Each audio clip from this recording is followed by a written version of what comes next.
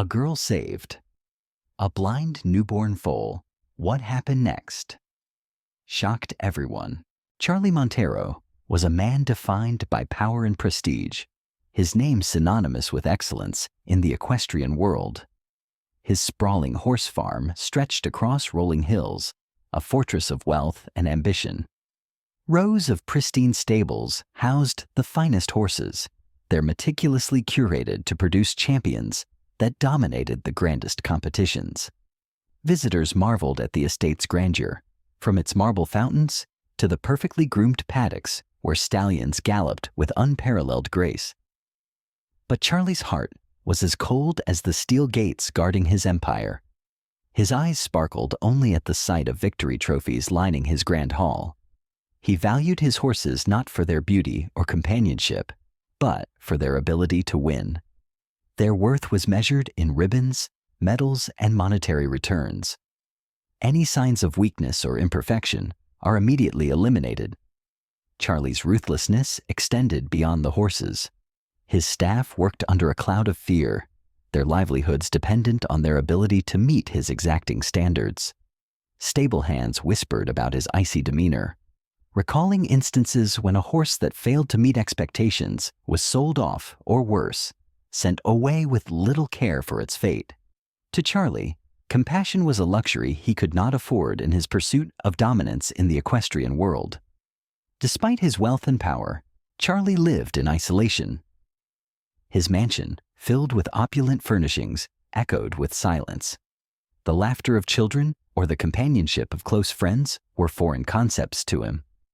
Instead, he found solace in the sound of hooves pounding against the dirt track, the sight of a horse crossing the finish line, and the applause of an envious crowd.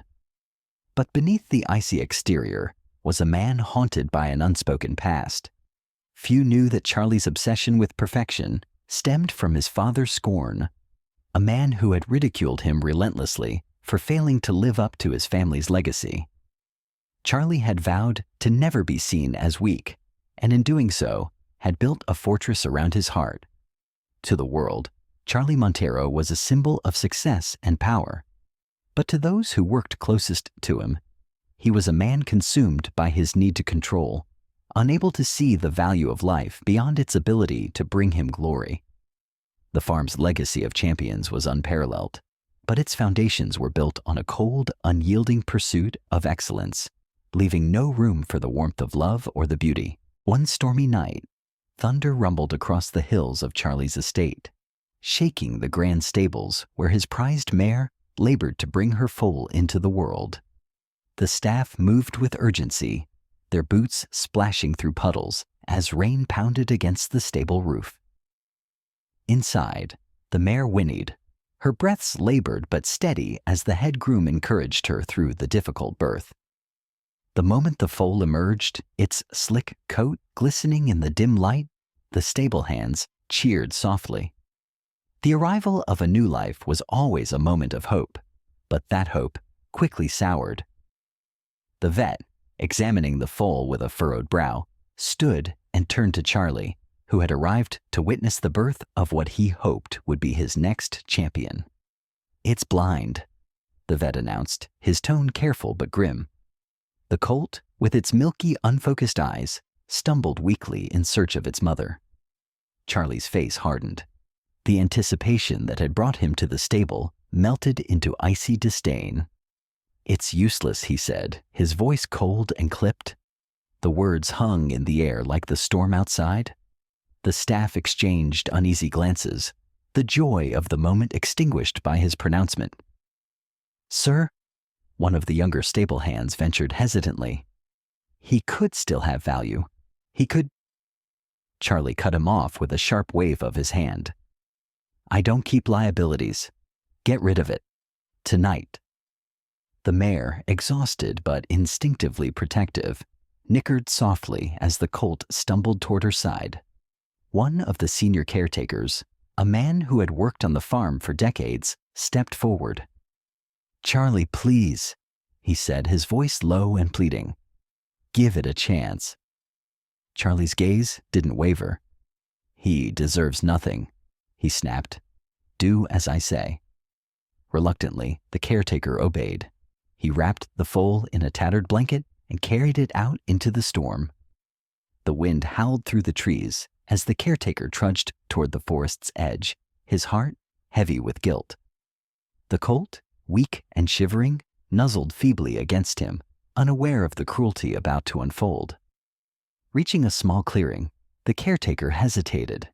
He looked into the colt's unseeing eyes and whispered, "I'm so sorry, little one." With a final glance toward the farm, he set the foal down on the wet ground. The storm seemed to quiet for a brief moment, as if the world held its breath. Then, with a heavy heart, the caretaker turned and walked away, his footsteps fading into the distance.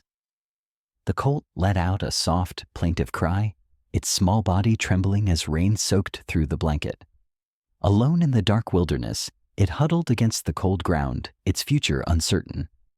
The storm raged on, a cruel reflection of the world that had cast it aside.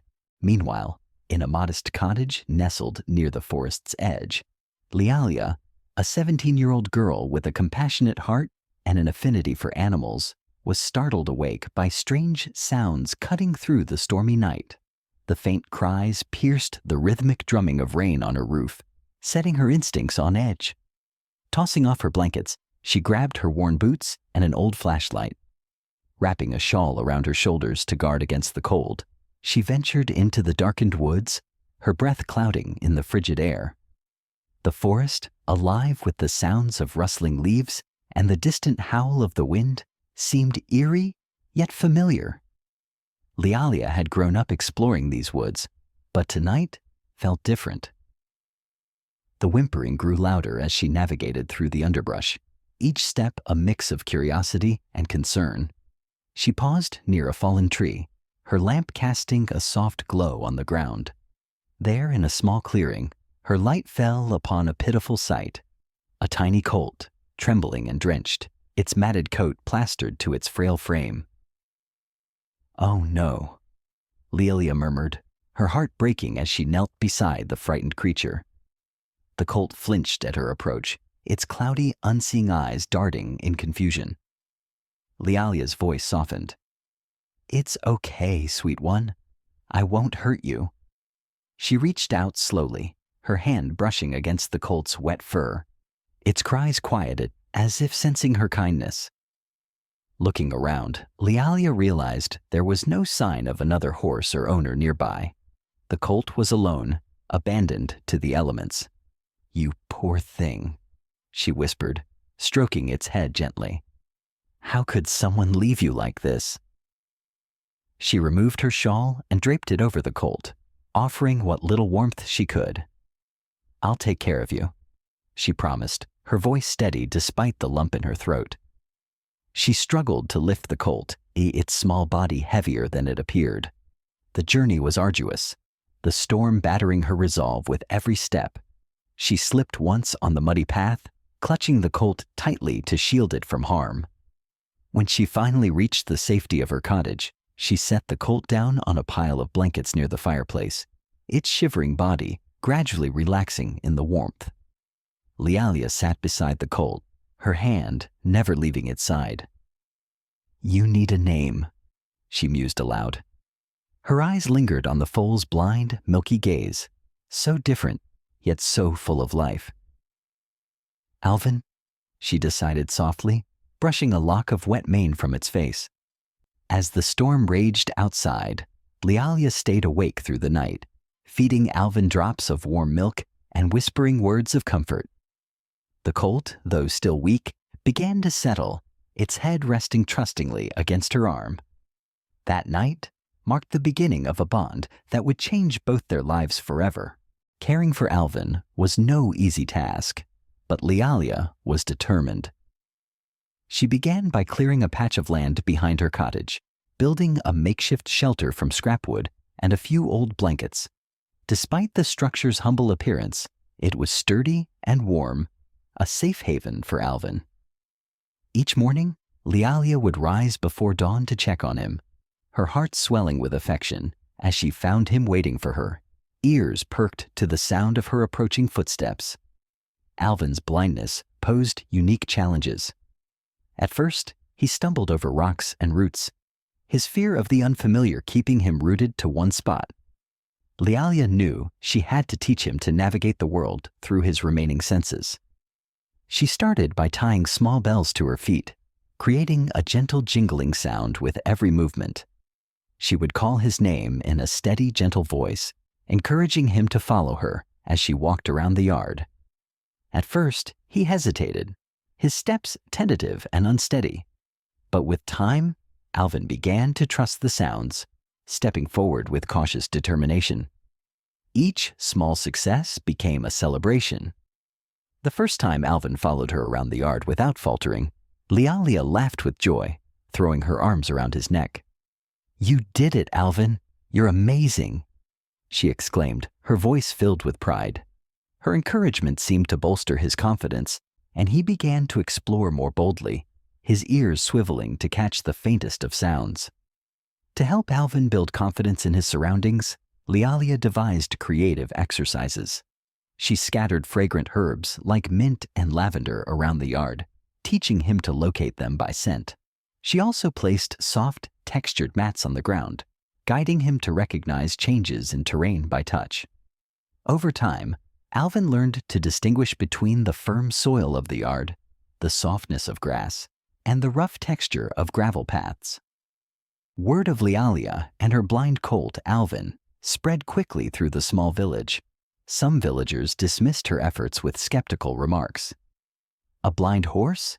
It'll never amount to anything," scoffed one farmer at the local market. "She's wasting her time," another chimed in. Their laughter echoed in Lealia's ears, but she refused to let their doubts discourage her.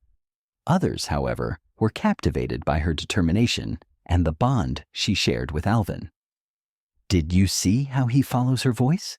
It's like he trusts her completely," murmured a baker's wife who had watched Lealia and Alvin training in the fields. Some villagers began leaving small gifts at her cottage, bags of feed, an old horse blanket, or handmade bells to aid in Alvin's training. Lealia accepted these offerings gratefully, knowing she couldn't succeed alone. One afternoon, Lealia and Alvin ventured into the village for the first time.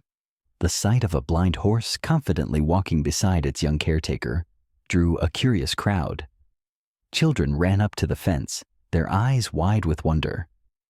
"How does he know where to go?" one boy asked, clutching the wooden rails. Lealia smiled and explained, "He listens to the bells on my wrists and follows my voice." As Alvin grew stronger under Lealia's care, his abilities began to amaze even the doubters. He could navigate the uneven terrain of Lealia's farm without stumbling, and he responded to her commands with precision. One day, during an impromptu performance in the village square, Lealia showed how Alvin could weave between barrels and stop on command. The onlookers, who had once mocked her, now applauded in awe. An elderly blacksmith, who had initially doubted Alvin's potential, approached Lealia after the demonstration. "I've been working with horses my whole life," he said gruffly, "and I've never seen anything like this. You've done something remarkable, young lady." He offered to craft a custom halter for Alvin, one that would be lightweight and comfortable to help him navigate even better. Despite the growing admiration, Lealia faced ongoing challenges. Alvin still had moments of hesitation, especially when unfamiliar sounds startled him. On one occasion, a sudden thunderstorm sent him into a panicked frenzy. Lealia worked tirelessly to soothe him, using her voice to calm his nerves and lead him to safety. Moments like these tested her resolve, but they also strengthened her bond with Alvin. Gradually, Alvin became a symbol of resilience for the village. Lealia's unwavering commitment inspired others to rethink their initial judgments. The once skeptical farmers began to cheer for her when they saw her walking Alvin through the village. "If a blind horse can do all this," one remarked, "maybe we've underestimated the power of patience and care." Over time, Lealia and Alvin's story transcended the village, attracting visitors from neighboring towns who came to see the remarkable colt. Lealia welcomed them with humility, always emphasizing that Alvin's success was the result of trust, love, and perseverance. As Alvin grew more confident and capable, Lealia realized that their journey was not just about proving others wrong. It's about showing what can happen when kindness and determination work together. Years later, Lealia overheard travelers in the village speaking about a prestigious horse competition in the city, a renowned event featuring an intricate obstacle course designed to test the skills of both horse and rider. Though the competition was infamous for its difficulty, Lealia's heart raced with excitement.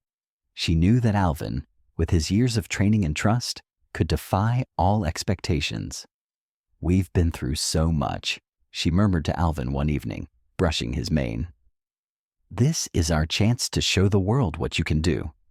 In the weeks leading up to the competition, Lealia intensified Alvin's training. She added new challenges to his routines, such as guiding him through tight turns, over higher hurdles, and past distractions like clanging metal or barking dogs. She even asked some village children to create noise during their practice sessions, simulating the chaos of a large crowd. Alvin hesitated at first, but gradually mastered each new challenge, his movements guided by Lealia's calm voice and the gentle chime of the bells on her ankles.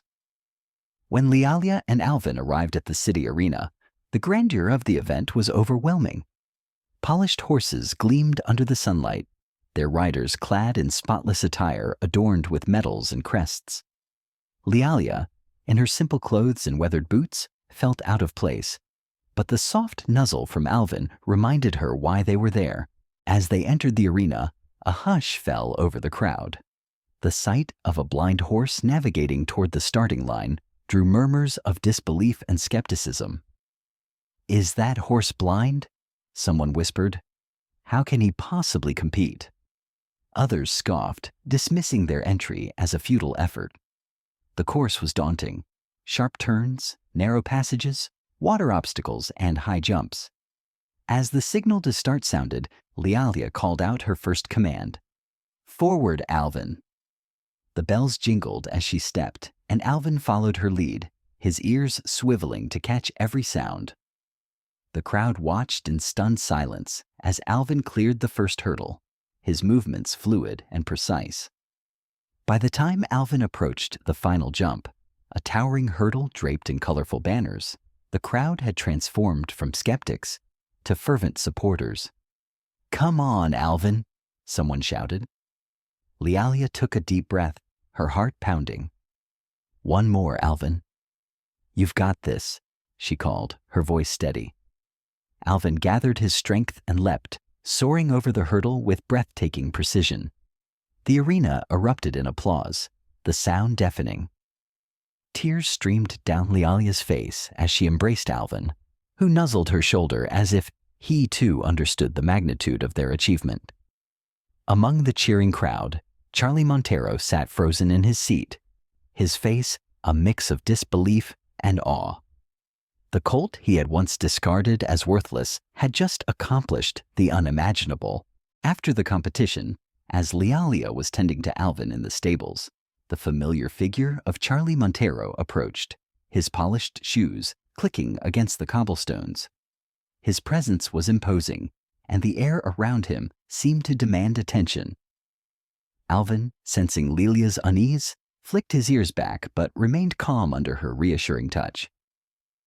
"I'll give you $1 million for the horse," Charlie stated without preamble, his tone sharp but laced with the confidence of a man accustomed to getting his way. Lealia's response was immediate and unwavering. "Alvin is not for sale," she said, her voice steady despite the tension in the room. "He's my friend, not a commodity." Charlie's brow furrowed. "Do you even understand what you're turning down?" he pressed, stepping closer. $1 million could change your life. Think of what you could do with that kind of money." Lealia stood her ground, her hand never leaving Alvin's mane. "Money can't buy what Alvin and I have. He's more than just a horse to me. He's family." Charlie scoffed, his frustration evident. "You're being naive," he said, his voice rising slightly. "Do you know how rare it is for someone like you to have an opportunity like this? Take the money. You'll never have to worry again." The crowd around them grew larger, whispers spreading as spectators watched the standoff. Lealia drew a deep breath, summoning every ounce of courage. "No amount of money will make me betray him," she said firmly. "Alvin trusted me when no one else did. I won't sell that trust." Charlie's jaw clenched, his frustration morphing into anger. "You'll regret this," he said, his tone cold and cutting. "I'll find another way to claim what's mine." Lealia's heart raced as she watched him turn and storm away. The crowd, sensing the intensity of the exchange, began to clap softly, their support building into a chorus of cheers for Lealia's integrity. She patted Alvin's neck, whispering, "It's okay, boy. We'll face whatever comes together." That evening, Lealia couldn't shake the encounter. Friends and fellow competitors offered words of encouragement, admiring her courage in standing up to someone as powerful as Charlie. Yet, beneath her determination, a seed of worry had been planted. She knew Charlie wasn't one to give up easily, and that this fight was far from over. Enraged by Lealia's unwavering refusal, Charlie resorted to legal action, claiming ownership of Alvin based on the colt's lineage. His legal team, renowned for their ruthless efficiency, filed an urgent motion, citing pedigree records and contracts. Lealia, unprepared for such a sophisticated attack, felt the weight of the challenge pressing down on her. The courtroom, packed to capacity, buzzed with tension on the first day of the trial.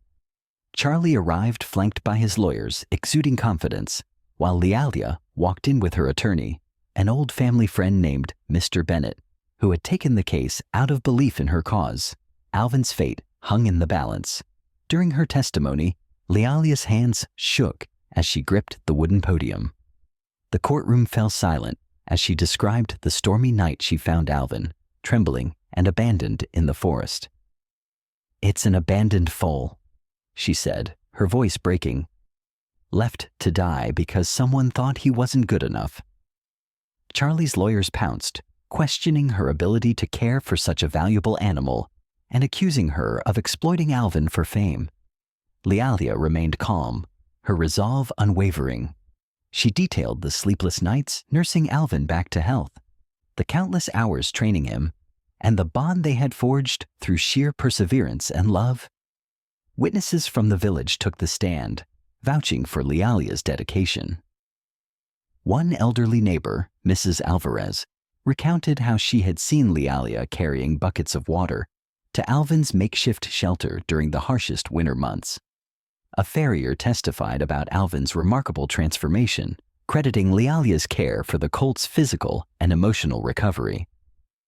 The courtroom gasped when a surprise witness was called, Miguel, the caretaker Charlie had ordered to abandon Alvin. Taking a deep breath, Miguel admitted, "I didn't want to do it, but I had no choice. Seeing Lealia give him a second chance is the only thing that makes me sleep at night." As the trial progressed, video footage of Alvin's stunning performance at the competition was presented, showcasing the extraordinary trust between horse and rider. The judge, visibly moved, asked Lealia one final question. "Why do you fight so hard for Alvin?" Lealia met his gaze, her voice steady. "Because he's not just a horse to me. He's my family, my friend." Charlie's confidence began to waver as public opinion turned against him. Outside the courthouse, crowds gathered daily holding signs that read, "Justice for Alvin" and "Love can't be bought." The trial became more than just a legal battle. It was a fight for values, compassion, and integrity. When the judge finally ruled in Lealia's favor, the courtroom erupted in applause. Charlie sat in stunned silence, his empire dented by the heart of one determined girl. Lealia hugged Mr. Bennett tightly, tears streaming down her face, while Alvin, waiting outside the courthouse, nickered softly, as though he understood. Lealia and Alvin's victory captured the hearts of the nation, becoming a viral sensation. Their story of resilience, love, and determination was featured on talk shows, in magazines, and across social media platforms. Letters poured in, filled with gratitude and admiration, and Alvin became a symbol of hope for overcoming adversity. A documentary crew approached Lealia, asking to film her story. The resulting film, Light in the Shadows, premiered to critical acclaim, further cementing Alvin's status as a national icon. Schools invited Lealia to speak about her journey, and children drew pictures of Alvin, sending them to her sanctuary with heartfelt messages. Even Charlie, though initially bitter, was deeply affected by the overwhelming support Lealia and Alvin received. In an unexpected turn, he publicly acknowledged Lealia's achievements in an emotional interview. "I was wrong," he admitted. "Alvin was never worthless. He's extraordinary. Lealia showed me what I failed to see." Lealia and Alvin continued to compete, their performances drawing massive crowds. But for Lealia, the true triumph lay not in winning medals, but in the bond she and Alvin had nurtured against all odds. Years later, Lealia often reflected on the night she found Alvin trembling in the cold forest. She remembered the fear in his fragile frame and the way his blind eyes searched for comfort. That moment, born of chance, had not only transformed Alvin's life, but had also reshaped hers in ways she never imagined. How does this story make you feel? Share your thoughts in the comments section. Don't forget to subscribe to the channel so I can bring you meaningful stories.